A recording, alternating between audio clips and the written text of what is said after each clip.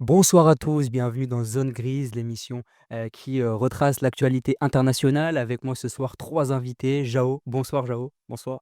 Tristan, bonsoir Tristan, comment ça va? Très très bien et toi? Ça va super, merci. Et Elisa, la Bonsoir, caution féminine de notre émission, comment ça va? ça va nickel, merci.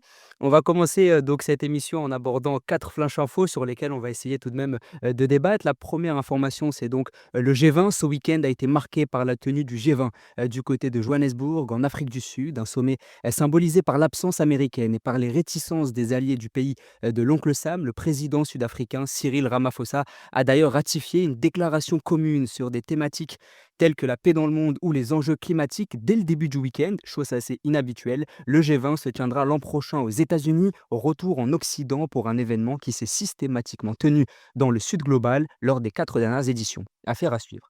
Alors Tristan, est-ce que tu as suivi le G20 ou pas du tout? Est-ce que pour toi ça sert encore à quelque chose d'organiser ce genre d'événement? Alors, je pense que ça sert encore à quelque chose. C'est quand même une grande réunion internationale où tu as de grandes personnalités. Donc je pense que c'est important, une réunion de ce type se tienne.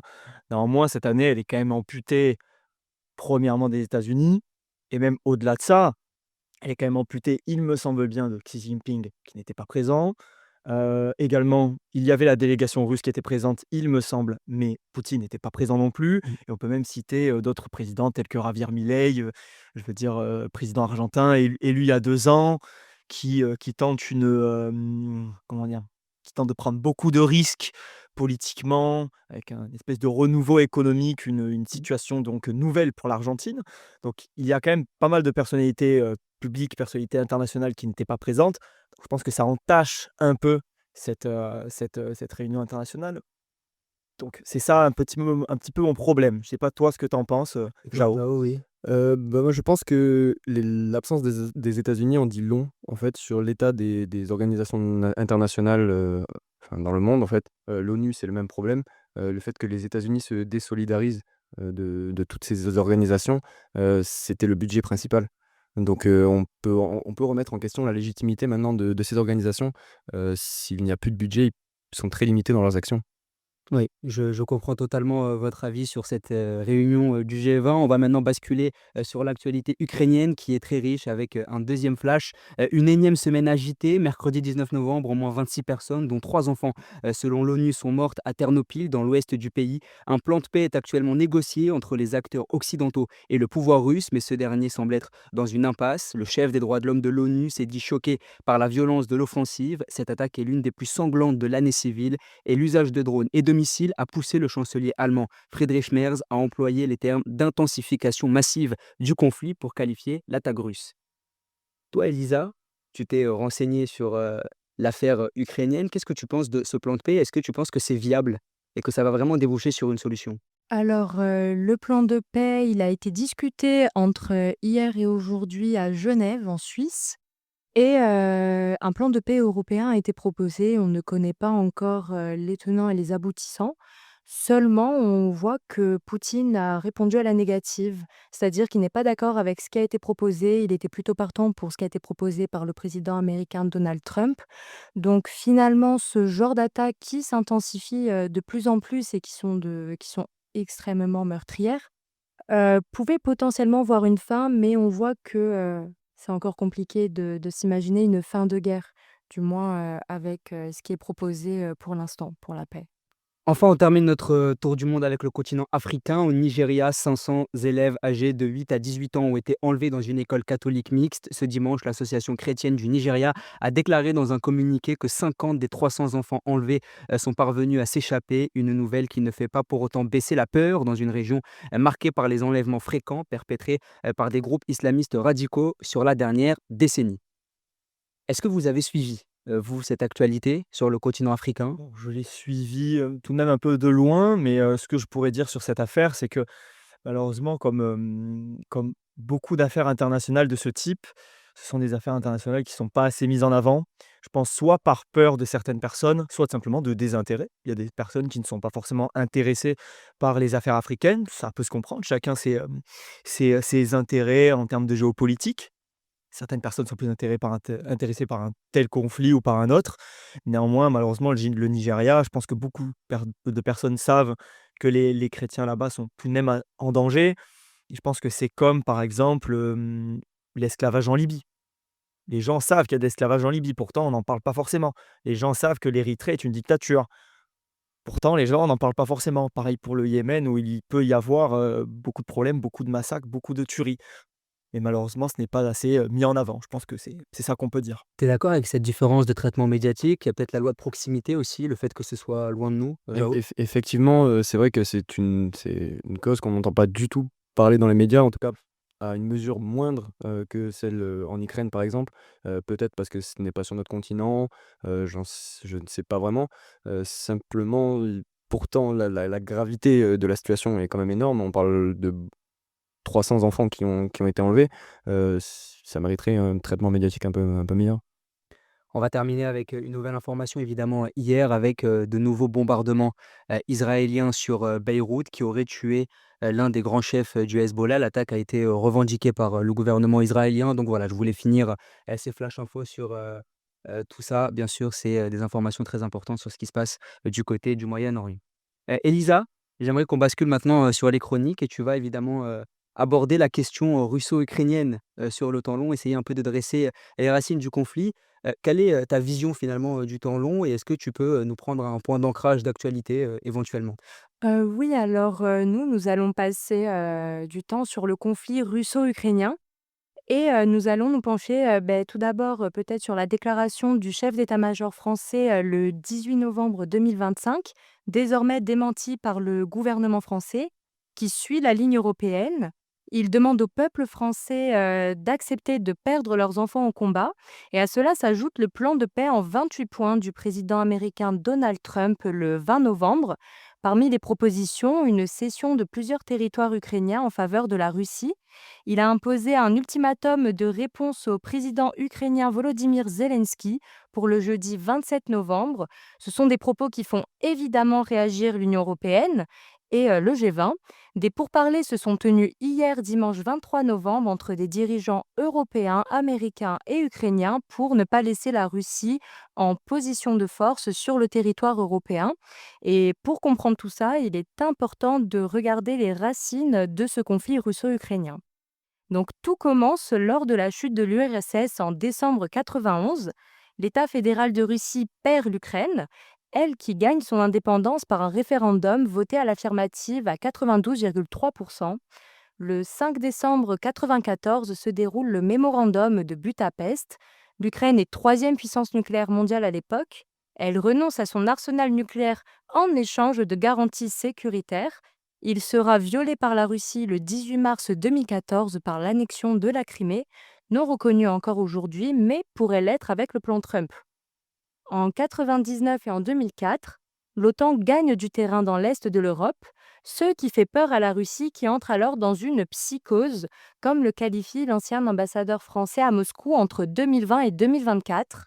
Le 21 novembre 2013, le gouvernement ukrainien refuse de signer l'accord d'association avec l'Union européenne, négocié depuis 2007. C'est l'Euromaïdan et la révolution de la dignité qui commencent. Les Ukrainiens pro-européens manifestent contre ce gouvernement pro-russe. Ils souhaitent plus de démocratie et corruption zéro au sommet de l'État. L'Assemblée nationale ukrainienne destitue alors le président pro-russe Viktor Yanukovych le 22 février 2014, qui se réfugie en Russie. Quelques jours après l'annexion de la Crimée, le 21 mars 2014, le nouveau gouvernement ukrainien, trahi, signe le dit accord et s'engage désormais avec l'Ouest. Le 12 novembre 2014, c'est le début de la guerre du Donbass qui souhaite se rattacher par un référendum à la Fédération de Russie.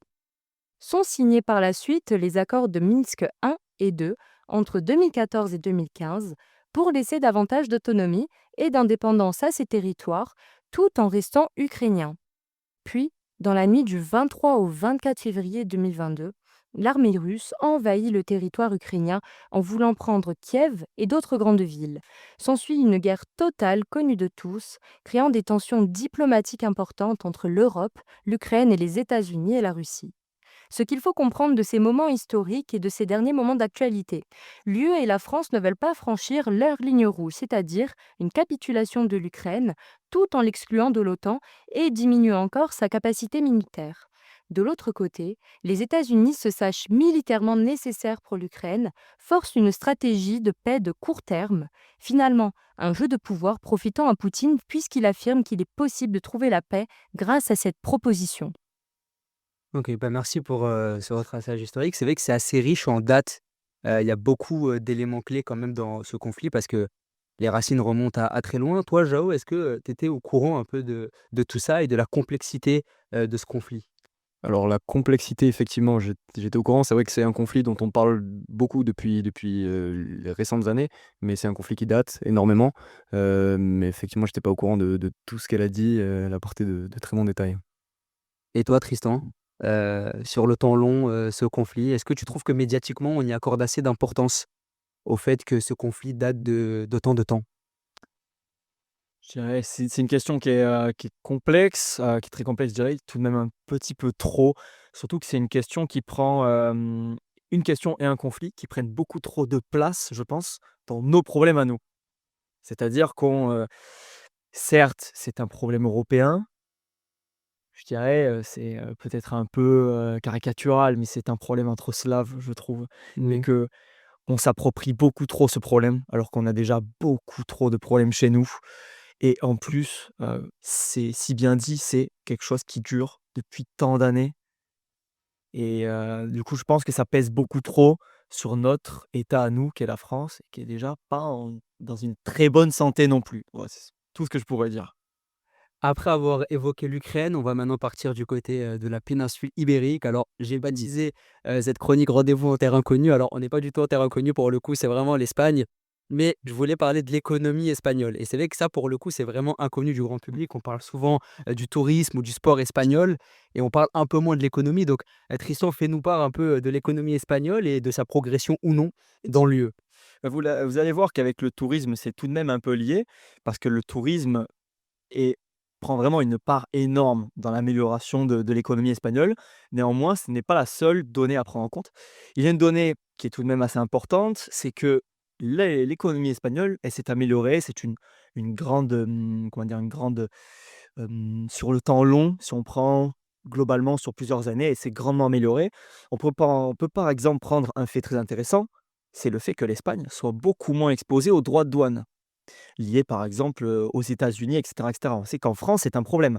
La France est assez impactée par les droits de douane des exportations en direction des US, alors que par exemple, les plus gros clients de l'Espagne, en termes de pourcentage, c'est pas forcément les États-Unis. Les États-Unis arrivent derrière, en cinquième, sixième position. Les plus gros, clients d'Espagne, c'est la France, c'est l'Italie, c'est l'Allemagne, c'est le Portugal, ce sont les pays limitrophes. Donc rien que ça, déjà, c'est une donnée à prendre en compte. Ensuite, quelque chose qui a énormément dopé l'économie espagnole ces dernières années, c'est l'immigration. L'Espagne, elle fait, office, comment dire? Elle est à contre-courant des idées actuelles. Beaucoup de pays se renferment et du coup laissent une petite place à l'immigration, essaient de fermer leurs frontières et cetera, ce qui n'est pas forcément le cas de l'Espagne. L'Espagne, son économie a été dopée par l'immigration, dopée par l'arrivée d'étrangers. Par exemple, depuis 2023, il y a eu plus de 1,2 million d'habitants en Espagne. Elle a passé le cap symbolique des 50 millions d'habitants. Ce n'était jamais arrivé. Dans ces 1,2 million d'habitants, vous avez de nombreux étrangers. Vous avez des Marocains, certes, qui sont qui font la plus grande part, mais vous avez également énormément de Sud-Américains, Vénézuéliens, Colombiens, Paraguayens, Argentins, qui arrivent en masse et qui, du coup, portent l'économie, arrivent à plus porter l'économie espagnole et participent à son amélioration. Ils vont bien plus travailler dans des secteurs, par exemple dans l'hôtellerie, la restauration, c'est la même chose pratiquement. L'aide à la personne, par exemple dans l'aide à la personne, petit fait insolite, et même dans l'hôtellerie, vous avez énormément de femmes paraguayennes, par exemple. Par exemple, petit fait insolite. Ou par exemple également le bâtiment, ça va plus être des hommes vénézuéliens, des hommes colombiens, et cetera, et cetera. Donc c'est dopé par l'immigration, cette économie qui, est de plus en plus florissante.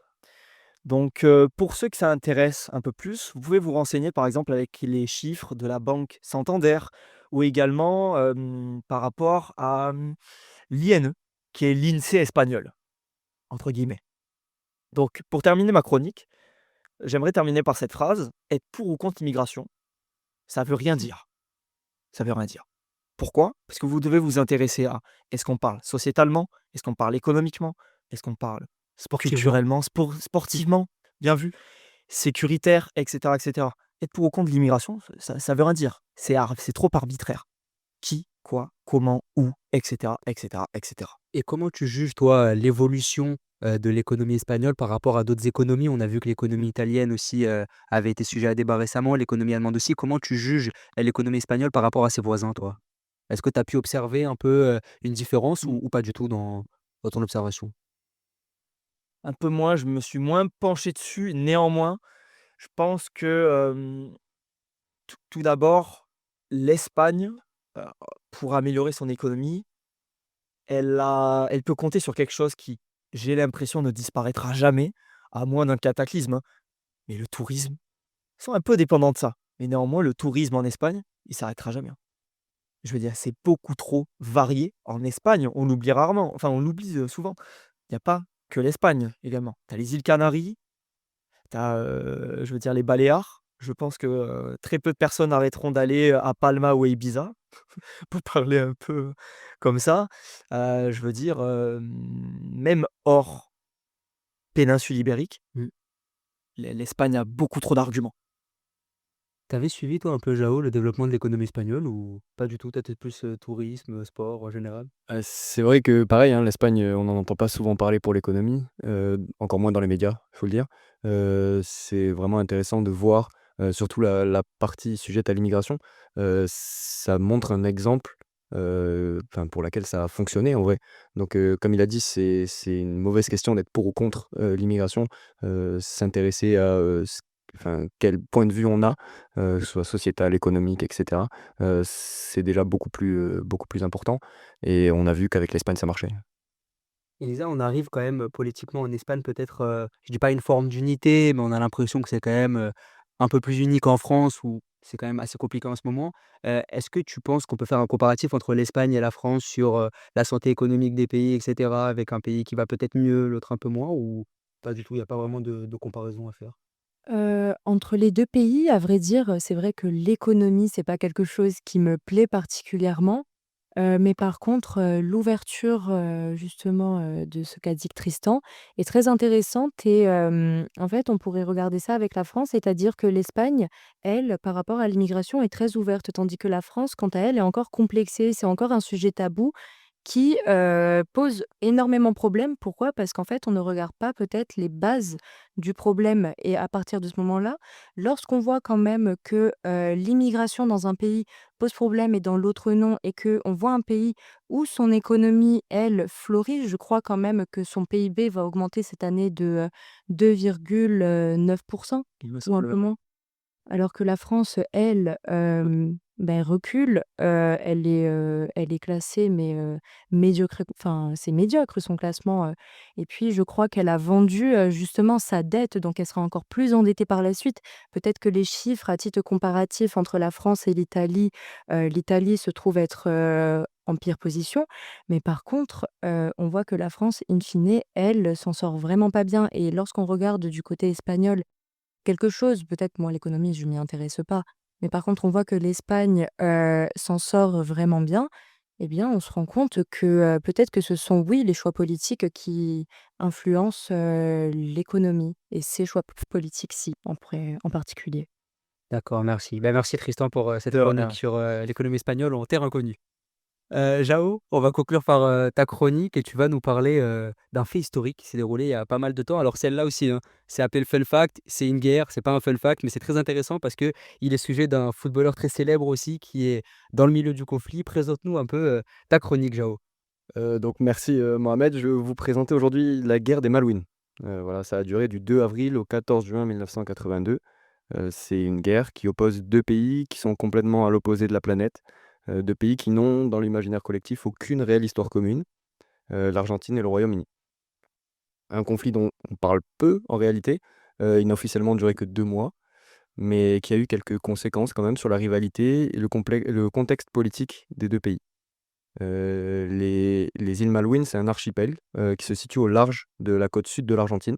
Elles sont un territoire d'outre-mer britannique, mais elles sont toujours revendiquées par les Argentins. En 1823, donc il y a plus de 2 siècles maintenant, Alors que l'Argentine vient tout juste de devenir indépendante de l'Espagne, le pays réclame les îles Malouines comme faisant partie intégrante de son territoire. Sauf que 17 ans plus tard, en 1833, les Britanniques reviennent. Ils expulsent les Argentins des îles Malouines et rétablissent leur souveraineté. L'Argentine, par contre, n'a toujours pas abandonné et revendique toujours le territoire. Donc les îles elles restent britanniques pour une longue période, plus d'un siècle, et cette rivalité s'était peu à peu dissipée. Plus personne n'en parle réellement jusqu'en 1960. La déclaration sur la garantie d'indépendance des pays et peuples colonisés de l'ONU est discutée. Les revendications argentines refont alors surface, mais les Anglais refusent le dialogue. L'opinion publique en Argentine reste alors très favorable à un retour de la souveraineté sur les îles Malouines. On arrive alors en 1982, le contexte économique de l'Argentine est au plus bas et la junte militaire s'est installée dans le pays. Pour redorer leur image, les dirigeants argentins vont alors décider d'envahir les îles Malouines. Ils vont donc faire face à une défense britannique rodée, dirigée par la première ministre de l'époque, la dame de fer Margaret Thatcher. Pendant 2 mois, les combats font rage sur les différents ports de l'île, mais le 14 juin, les Argentins ont perdu et la souveraineté britannique sur l'archipel est restaurée. Le bilan de cette guerre, 255 soldats britanniques sont morts contre 649 Argentins. Un bilan lourd en 2 mois qui va laisser une cicatrice dans la tête des Sud-Américains. Et quelles sont les conséquences de ce conflit sur la rivalité entre les deux pays? Bah, figure-toi que les conséquences elles sont multiples. La guerre a grandement influencé la culture et le sport, surtout en Argentine. Donc on est en 1986, 4 ans plus tard, et la Coupe du monde de foot a lieu au Mexique. Voilà, la demi-finale oppose nos deux protagonistes. C'est la première rencontre entre les deux pays depuis 1982, donc depuis la guerre. Elle est encore fraîche, surtout dans les esprits argentins, et ce match promet d'être un beau spectacle. Un homme alors, Diego Armando Maradona, s'apprête à venger le pays. Score final, 2 buts à 1 pour l'Argentine. Maradona, auteur de 2 des buts les plus emblématiques de l'histoire du foot. Le premier, un but que l'arbitre compte comme licite, mais qui est en fait inscrit par la main du joueur. Surnommé la main de Dieu, ce but est perçu encore aujourd'hui comme un jugement divin par rapport à l'injuste souveraineté anglaise des îles Malouines. Le second, le but du siècle, est encore aujourd'hui considéré comme l'un des plus beaux buts de l'histoire du football. Maradona récupère le ballon au milieu de terrain, dribble tous les joueurs anglais présents avant de marquer. Déjà capitaine de l'équipe, le buteur est désormais considéré comme un héros national tant il a réussi à prendre la revanche sur une humiliation subie à lui tout seul. Un affront lavé, mais un archipel toujours sous la souveraineté du Royaume-Uni. Aujourd'hui encore, l'Argentine la considère comme illégitime auprès des Nations Unies qui classent l'archipel encore comme une zone de controversée de souveraineté. D'accord, merci Jao. Est-ce que toi, Tristan, tu étais mis au courant de l'implication du sport, dans ce fait très politique finalement? Et on voit encore une fois que le sport et la politique sont liés. C'est vrai que l'implication de Maradona, elle peut paraître étonnante dans un conflit guerrier. C'est vrai. Beh, écoute, j'étais pas forcément, au courant, surtout des bruits de couloir où par moments on a des fonds, on sait qu'il se passait quelque chose lié à ça, lié au sport, mais malheureusement on creuse pas assez. Ça a été mon cas pour ce conflit-là, mais ça me fait penser quand même, à certains autres conflits, qui ont été liés d'une manière ou d'une autre au sport. Moi, par exemple, je pense à une image très marquante, pour ceux en tout cas les gros footeux qui se rappelleront par exemple du discours, Drogba? de Didier Drogba. Bien sûr. En plein, guerre civile, ivoirienne. Ouais. Ça, c'est plutôt marquant. Il est également, j on peut également même le lier à la guerre du football, il me semble. Oui, entre le Honduras et le Salvador. Par exemple, donc il y a eu quelques conflits comme ça qui ont été liés de près ou de loin au football. Du coup, c'est toujours intéressant d'y revenir, et ça permet tout simplement d'éclaircir un conflit, une guerre sous un autre angle. Donc je trouve ça très intéressant. Toi, Elisa, je sais que tu suis pas vraiment le foot. Non, absolument pas. Et est-ce que ça te surprend que des sportifs peuvent prendre une telle place, dans un conflit géopolitique ou pas du tout, d'un point de vue extérieur? Ah non, pas du tout, bien au contraire, c'était une grande compétition, j'imagine. Coupe du monde? Coupe du monde, bah, Si. raison de plus. Non, non, absolument pas. En plus, ça a vraiment une dimension symbolique. Le football, c'est le sport qui rassemble le plus, en sachant qu'on parle quand même, d'une terre qui est prise par, le Royaume-Uni, si j'ai bien compris. Donc, c'est vrai que non, ça m'étonne absolument pas et c'est même une bonne chose finalement. Parce que, on parle quand même peut-être, d'un territoire qui souhaiterait son indépendance du Royaume-Uni, qui, elle, prend une ZEE en plus. En soi, si on recontextualise ça au niveau de la géopolitique, c'est une ZEE en plus, donc un territoire encore plus grand. On parle d'une des dernières royautés du monde qui voyait à cette époque être une des seules face à toutes les républiques grandissantes. Donc finalement, elle, le Royaume-Uni, peut-être gagne une terre militairement parlant, parce que c'est un pays, voilà, qui était moins développé que celui-là. Par contre, symboliquement, au niveau du football, bah, l'homme est beaucoup plus fort. L'homme argentin a gagné finalement. Donc non, c'est beau, moi j'aime bien. Est-ce que toi, dans tes recherches, tu as eu ce sentiment quasiment de guerre de décolonisation finalement? Une envie peut-être de renvoyer à l'Angleterre son passé colonial et une volonté peut-être d'indépendance? Ou pas du tout? C'est un peu complètement ça effectivement, donc la première décolonisation, celle de l'Argentine, en 1823, c'est là que genre 10 ans plus tard, les Britanniques sont revenus pour expulser les Argentins. Mais entre ce moment-là et la période de décolonisation du XXe siècle, on n'entend plus parler de l'affaire. C'est vraiment quand l'ONU, annonce sa charte, des peuples colonisés que l'histoire refait surface et que les Argentins se rendent compte qu'ils ont été un peu violés dans leurs droits, à ce niveau-là. Donc ça a vraiment, un point d'ancrage, dans l'histoire de la décolonisation, bien sûr. Tu vois ça, Tristan, ça rentre vraiment dans un contexte de décolonisation au final, parce qu'on avait souvent imputé ça, aux, peuples européens qui, agissent un peu en Afrique, mais ça a aussi été le cas peut-être, de l'Amérique du Sud et ça s'est peut-être étendu, à d'autres choses. On voit que c'est juste ça. Ah oui, non, bien sûr, clairement. Je veux dire, là, il n'y a pas que l'Afrique qui a été colonisée, il y a également l'Amérique du Sud. C'est pas forcément tout le temps mis en avant non plus, mais c'est également le cas et ça fait partie de ce genre de conflits ou même de thématiques qui sont peu mises en avant par moment. Après, je veux dire, c'est peut-être un peu logique chez nous, on va avoir tendance à beaucoup plus, comment dire? Mettre l'accent sur des conflits qui nous ont plus touchés. Donc c'est tout naturel, mais c'est à la fois très intéressant de, par moment, revenir dessus et faire un focus, tout simplement. Bah, écoutez, je vous remercie, pour cette émission. J'ai vraiment passé un super moment, avec vous. J'espère que le plaisir est partagé. Bien sûr, c'est Mohamed. Merci beaucoup. En tout cas, merci beaucoup, d'avoir participé à l'émission et on se retrouve, la semaine prochaine pour, un nouveau pod d'actualité internationale, un nouveau rendez-vous inter-inconnu, un nouveau fun fact peut-être et puis, le temps long bien sûr, le retraçage historique. Merci beaucoup et bonne soirée à tous.